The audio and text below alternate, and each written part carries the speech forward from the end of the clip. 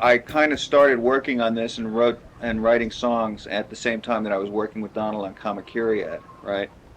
But I wanted to have that finished before I started anything else because I just thought it would be better. And the result was that in the intervening period of time, I had written some more songs, and my conception of what the album should be had drifted slightly. And then I started writing some new songs, and before I know it, I had 25 songs instead of 10 songs or whatever. But they didn't fit together in any particular way. So at the point when Donald arrived, I had 20 songs, almost all of them completely, just tracks and a few vocal things and bits and pieces and a couple of things that were pretty far along, and there was a lot of weeding out to do and so on. Originally, I sort of thought, well, maybe I'll find a singer or I'll do instrumental music, and that phase lasted about a week and a half, and then I realized I'd have to be the singer. And I think the qualms really started when I started doing the vocals, and I realized what I was up against, and there was a bit of a learning curve and so on to try and get the best. It's easy to get obsessed when you're doing this. Whatever happened to my college belle? When did she turn into the wife from hell? Hey, little cringe maker, what are we coming to? Sweet little cringe maker, my little cringe maker, what have we done to you? Sweet little cringe maker, in the beginning we rode high on the hog.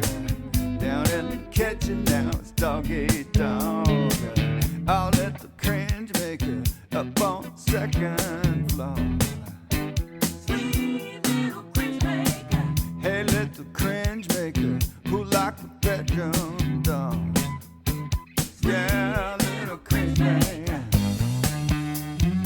Sweet little cringe maker.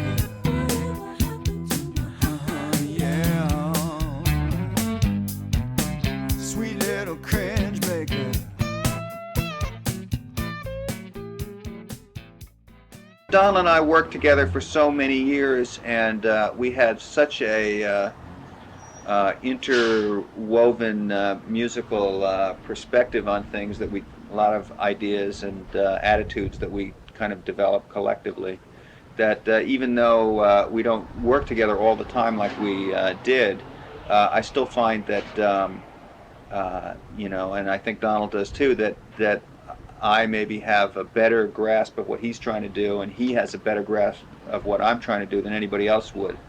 And there's less that needs to be explained, and we're the most likely to come up with useful suggestions on what, when I've noticed what a lot of people try to help me do something or have an idea for something that I'm working on, it seems like a very ordinary idea. And usually if Donald has an idea, it seems like a very, original and striking idea. It may not always be what I want to do or something like that, but at least it's, something that would, if I did it, would be, would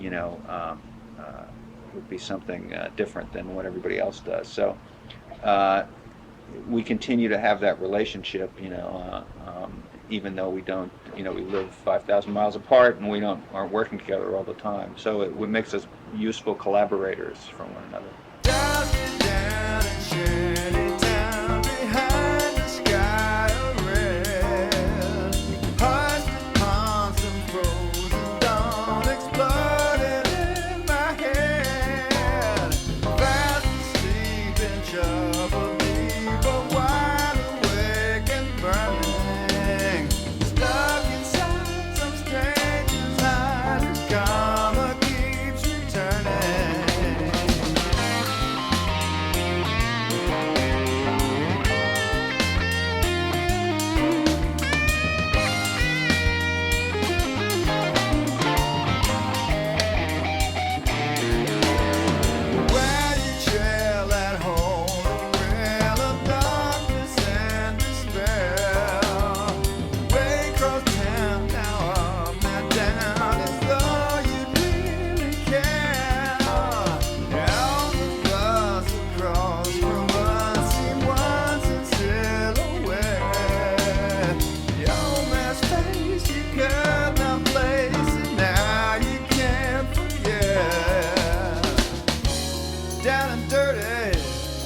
there you go. Lucky Henry says hello. Burns his bridges high and low and down the road and gone. It's raining boxcars, did you know? From County Cook to Baltimore. Wherever those old jockeys go, live out their lifeline. Donald had been doing shows for a number of years, and with the Rock and Soul Review. And one night I sat in with them at a club, one of their shows in New York, and that was fun. And then a couple months after that, we went out on a little tour for about 2 weeks, and that was fun too. And we could, by then he had already experienced the enthusiasm that there was to hear some of these Steely Dan songs performed, you know. So much so that it interfered with, to some extent, with some of the other things he was trying to do in the live performances, because people just wanted to hear these Steely Dan songs. So we kind of agreed at that point that when Common Carriad was finished, we would do a tour, put together a band and do a tour and play, you know, some of the old Steely Dan songs, some of Donald's new songs, and my songs that I was going to record, and so on. For this tour, we're mostly going to places we didn't go to last year. When we started the tour last summer, I was doing 4 songs in the show. And I just felt like, as I was doing these songs, that people were so desperate to hear these Steely Dan songs and to know that they were going to get, at least have a chance of hearing these other songs, that I felt better just doing 2 songs in the show. And I think that's what I'll do this summer, and just give them enough of it to pique their interest. Alone in my cave, it's cornflakes and camels in the long restless shadows of my life. None but the brave Jim Beam and Jack Daniels channel hopping these empty days and nights. Glued to my screen, rerun by rerun in the dark outer limits of my soul. Stranded between green acres of my good intentions in the twilight zone of zero self-control. So come on, angel, tune in on me.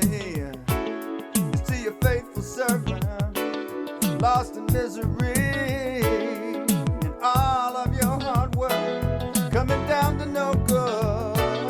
You better see about me, babe, if you only could now, girlfriend. If it can't be you, I don't even have anyone to tell my story to.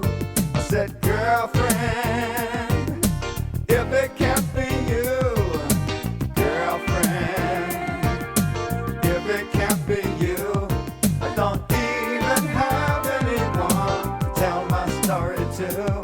I said, girlfriend, if it can't be you. Little Kavai, well, that's my son, Kavai, and I found my studio is about 40-minute drive from my house, you know, so I ended up doing a lot of commuting while I was working on this record, and one day I had this idea for this little waltz, you know, and kind of started putting together these little verses just for a laugh, you know, and I have a lot of things that I write, either songs or, you know, little ditties or little, you know, texts or something, just for the amusement of myself and the people around me, just because you're bored or whatever and need a joke. And this kind of grew out of one of those things. And after, you know, my wife heard it and a couple of other people heard it, I realized I would get so many brownie points if I recorded this song. If I could only see my way clear to record this song and put it on the album, you know. And it was a genuine expression of, you know, fondness for my son.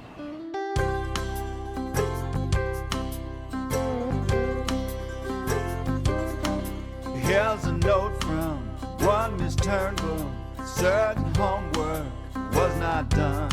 The tiny holes in the brand new windows from an unknown BB gun. Well, Cinder Annie and your big mommy, you say the facts all point to you.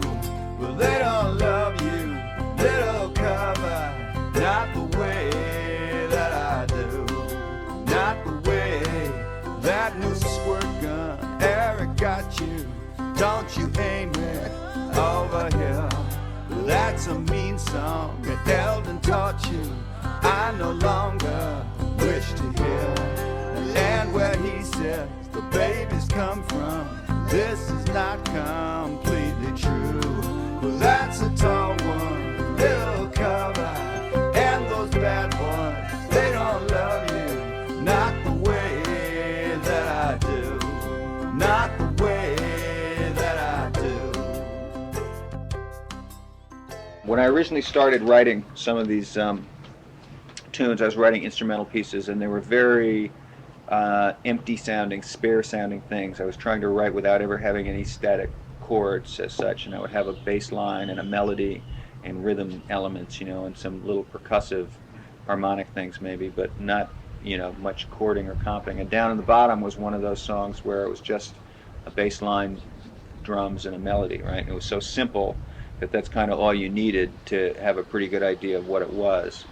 And as I went along working on the record, you know, as you hear it, when you hear it sound that way, it, you know, you think, I'll just add a little something here, you know, and a little something there. So it kind of did fill up with stuff, but it still kind of has that effect of, you know, being the interaction of a bass line and a melody that describes the whole tonal thing. In case you're wondering, it's alive and well.